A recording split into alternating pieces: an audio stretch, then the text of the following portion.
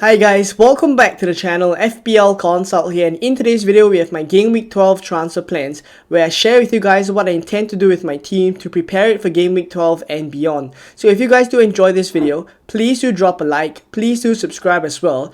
And before we jump into the video, I have two things I want to say.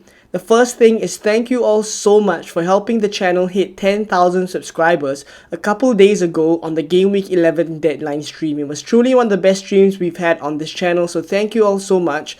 And if you haven't caught it yet, you can go back to watch the last 5 minutes of the stream where we did a bit of a celebration, and also I had a thank you message for you guys. So once again, a massive thank you to everyone who has supported the channel by subscribing, and onwards to the next milestone, 20k, here we go.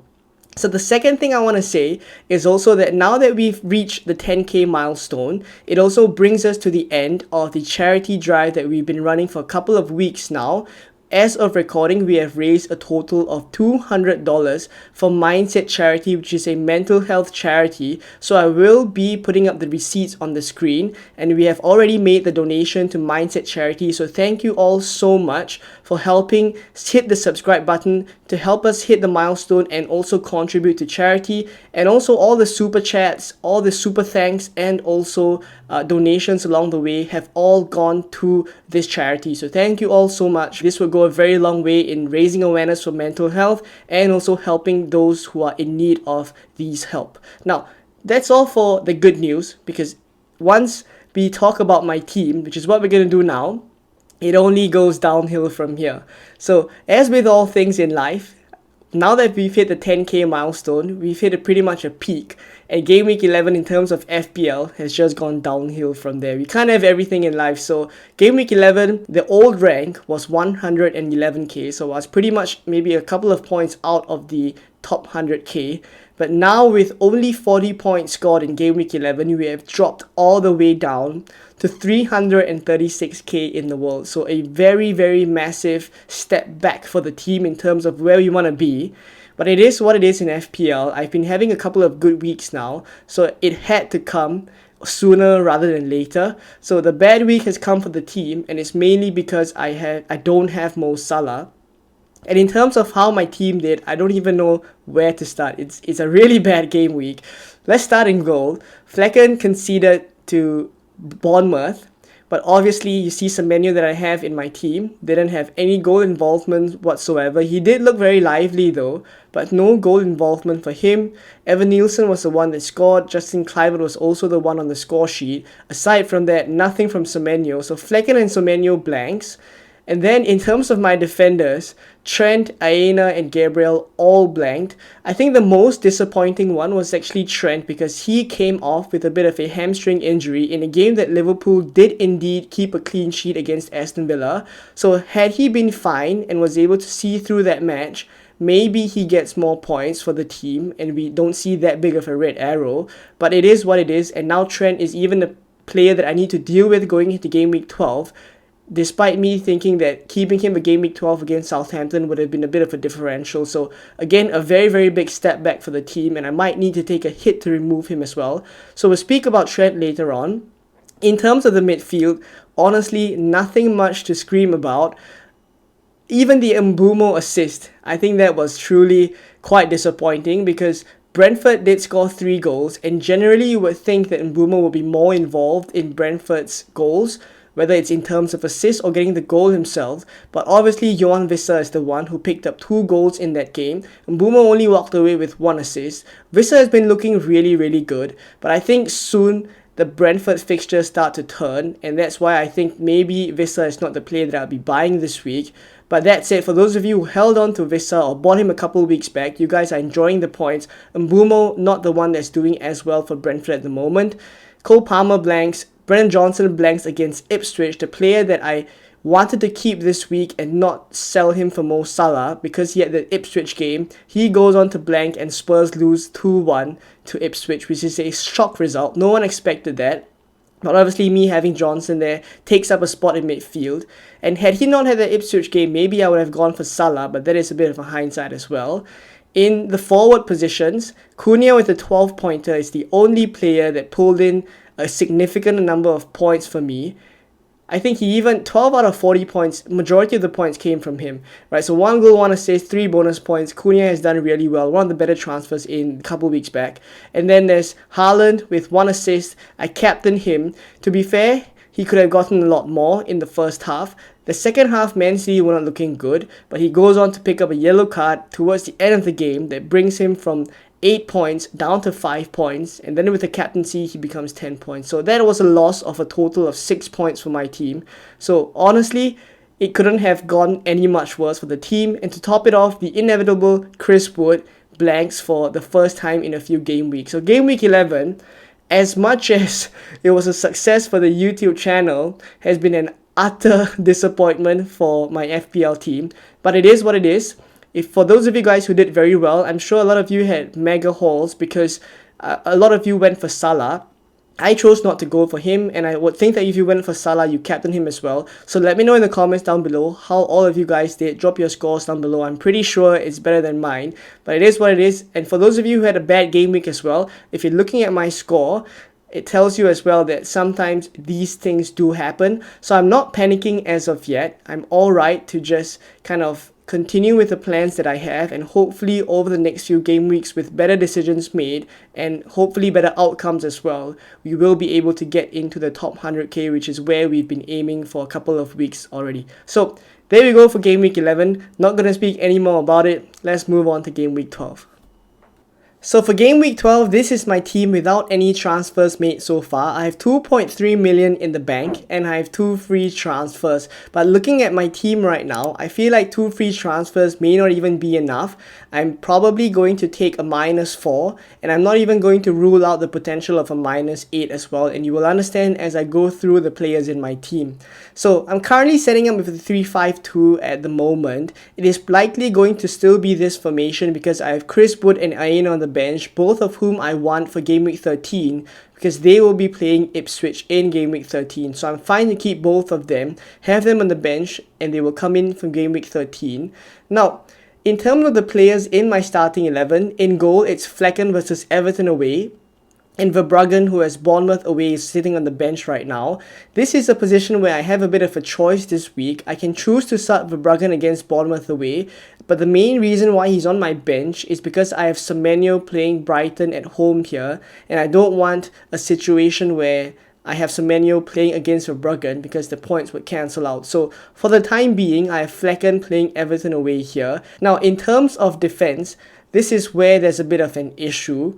It's Gabriel playing Nottingham Forest at home is potentially my best fixture, because aside from that, Trent is yellow flagged. He is the one with this Southampton game that I was hoping he would be a bit of a differential for me, but he is now nursing a bit of a hamstring problem that as of recording, the latest news is that it's going to keep him out for about 2 weeks or so. So I don't think he will make it for the Southampton game. So he's definitely a player I will have to transfer out, because moving forward, the fixtures also do start to get tricky for Liverpool from a defensive standpoint. So I'll have to bring forward the transfer that I was going to do in game week 13, which was to sell Trent. I have to bring it forward now to game week 12. That's one. And we'll speak about Trent replacements later on in the transfer tinkering section. As for Rico Lewis, he has Tottenham at home. This again is not ideal, but I might be in a situation where I don't have enough transfers to deal with Rico Lewis. So I may just have to hope that he starts, and if he doesn't, and if I don't intend to take a hit to remove him, then maybe Aina has to come in against Arsenal away if I do think like Lewis doesn't start against Tottenham. So defensively is really where I'm struggling a little bit with this team. Now in midfield, it looks a little bit better. Mbumo, Rogers, Semenyo and Palmer I'm okay to keep for this week. The main player that I want to bring in is Mohamed Salah. So Johnson to Salah is pretty much a move that is locked. And if I could make it now, I would make it, because Salah isn't going to travel with the Egypt squad during the international break. So I'm pretty confident that Salah will be fit and ready to go for game week 12 against Southampton, where he will be my captain. But the main issue is I don't have funds to do Johnson up to Salah straight away. So Haaland up front is the player I'm going to sell. But the thing is, right now at this point in time, there are so many good forward options that I don't know which one I'm going to go for sure. There's Joao Pedro and Welbeck, both from Brighton, that could be chosen. There's also Jackson from Chelsea and also Alexander Isak, who's coming up as a decent option. So there's lots of options right now, and that's the main reason why I haven't made the move yet, because I'm quite certain I want to sell Haaland. It's just the replacement that I'm unsure of. So I'll discuss all of these replacements in the next section. But when you look at my team right now and you see how many moves I want to make, I want to sell Johnson to Salah, that's 1. I want to sell Haaland to another cheaper forward, that's 2. And then I have to deal with Trent, that's 3 transfers already. So at the minimum, I'm taking a -4. And then there's Rico Lewis, who's also a player that is a bit of an issue, and I might be taking a hit to transfer him out as well. So I'll kind of put it around the range of a -4 to a -8 that would be happening for my team. Not ideal, given that I've just had a big red arrow as well to 336k in the world, but I think major surgery needs to happen for this team in order to set it up for the next few game weeks. So we'll see what happens, and let's take a look at the potential replacements and transfer plans that I have in the transfer tinkering section. So this is my team on the Fantasy Football Hub Transfer Planner, exactly as shown in the graphic just now. And as I've said, it is in quite a bad state. Things need to be done to solve the issues in here. So we're going to go one by one. And the first thing I'm going to do is to remove Brennan Johnson, because that is definitely a move that I'm going to make. Brennan Johnson to Mohamed Salah here. So I have to find 4 million from somewhere. Now the next player, as I've mentioned in the previous section, that I want to remove is also Trent Alexander-Arnold, who is currently yellow flagged, likely going to miss out this Southampton game as well. And after that, he has Man City and Newcastle in the next 2. So no real reason to keep him. So Trent is going to leave the team. And in terms of replacements, there's really 2 ways I could go. I could go really cheap and go for players like Aït-Nouri, Levi Colwill and Lewis Hall. These are the main ones that I'll be looking at the lower bracket. But in terms of more expensive defenders, and also the one I'm most likely to go for, it is actually William Saliba. Now, I know a lot of people are finding it hard to justify double Arsenal defense right now. And some people are even considering dropping off at least one of their double Arsenal defense. But I feel that it is actually a good opportunity looking at the fixtures that they have moving forward.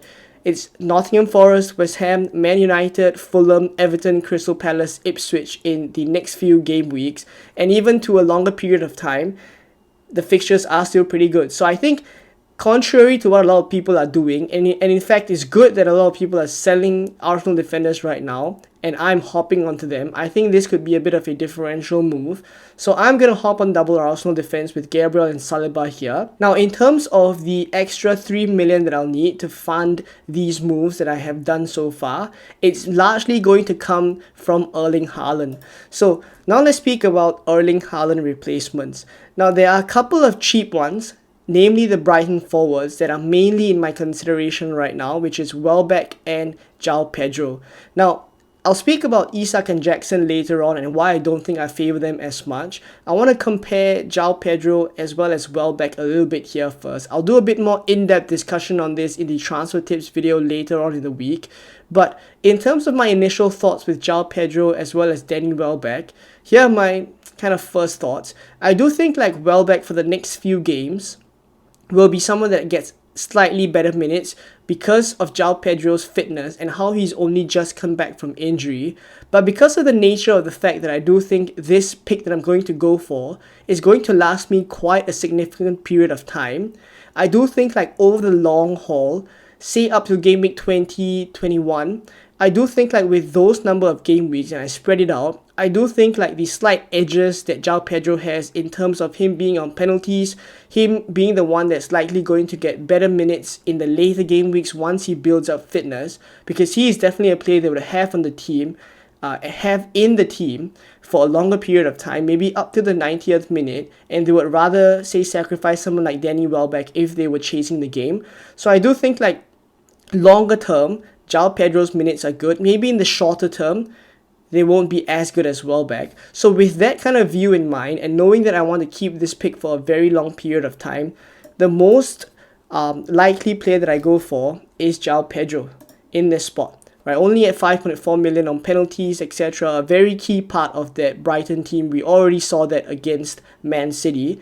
Now, the main reason why I'm not considering Jackson as well as Isak right now is slightly different. For someone like Jackson, he's on 4 yellow cards, so firstly that puts me off a little bit. Secondly, his performances have dropped off quite a bit.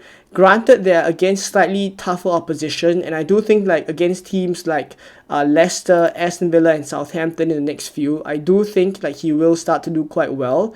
But will he do much better in someone like Joao Pedro or Danny Welbeck even, that it justifies me spending an extra 2 to 2.5 million on Jackson, and knowing that Joao Pedro is also on penalties here.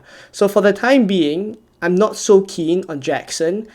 As for Alexander Isak, it's slightly more tricky because I think he is a player that's very much in form right now. He scored in the last 3 Premier League games already. He is, as opposed to Jackson, Isak is on penalties. Newcastle's fixture run moving forward is pretty decent as well. It's West Ham, Crystal Palace, Liverpool in 14 is not easy, but after that it's Brentford, Leicester, Ipswich. The Newcastle run is pretty good, and I think Alexander Isak is a player that potentially could be going quite under the radar. But I'm going to kind of move forward. I'll make these 3 transfers. So with these 3 transfers made, is 6.7 million in the bank. I'll go forward a little bit now into the next few game weeks and show you how I intend to set up and where I think potentially either one of Jackson or Isak could still come back into the team later down the line. It's not like I'm ruling them out forever. If they do pick up in form in the next few, they could come in. So game week 12, this is how I'm likely going to set up. Captain is probably Salah, so I'll put the armband on him. Now in terms of game week 13, this is where I do think like I'm quite in quite a good stead, because there's Wood and Aina both with Ipswich at home that I'm going to bring into the team. So Rogers, who plays Chelsea, comes to the bench, and then Aina playing Ipswich is going to come in for Rico Lewis, and then the team looks really good. In fact, this week I'll play Verbruggen instead of Flecken here, and the team looks very good for this week. So game week 13, it's a very strong roll, barring any injuries of course, fingers crossed. Now, game week 14, this is when I will have 2 free transfers and 6.7 million in the bank. But it's also a game week where Chris Wood has Manchester City away. And starting with his Manchester City away fixture in game week 14, after that, it's Manchester United, Aston Villa, Brentford, and then Spurs. It starts to get very tricky for Chris Wood. So this is the time I think it's a good time to offload him. So Chris Wood comes out, and this is where potentially I could go back for Jackson as well, because I'm not going to rule him out. And then starting with this Southampton game, I don't mind having him. So as I've said, I mean, he's not the only player I'll be looking at. There's Isak as well. There's also Ollie Watkins. But point is to say that these forward options, eventually 2 will come into the team. But for the time being, because I'm more set on Joao Pedro, or at least Brighton assets that I know I want for the longer term, and I have a bit more time to assess players like Isak, Watkins and Jackson with 2 more game weeks until game week 14 when I make that move, I'm more comfortable moving for the Brighton assets now, and it's likely Joao Pedro that I'm going to go for. So for the time being in game week 12, I'll repeat the moves, quite a bit of rambling going on, but hopefully we're able to follow. Trent out to Saliba, Johnson out to Mo Salah and Captain Salah, and then Haaland out to Joao Pedro to fund all those moves that we've just discussed. So there we go with my Game Week 12 transfer plans. Keeping it very fluid, but I think there may be a chance that I have to make an earlier move than I want to, because usually I want to wait until the end of the international break where all the games have been played. But because I think Salah will rise in price soon, Haaland expected to fall again, Joao Pedro also potentially going to rise, I do think like these things could force me to make an earlier transfer. So maybe in the middle part of the international break I could already have made my transfer, so we'll see about that. In terms of Game Week 12 initial thoughts and moves, this is where I'm at. Let me know what you guys think in the comments down below. Are there any other alternatives that I've missed out that you guys think I should go for? If not, I hope you guys enjoyed this video. Please do drop a like. Please do subscribe as well. Once again, thank you all so much for helping the channel hit 10,000 subscribers and raising $200 for Mindset Charity. Thank you all for supporting me on this FPL creator journey. Hopefully, many more milestones to come. And if not, I'll see you guys in the Game Week 12 content that is coming up on the channel. Bye-bye.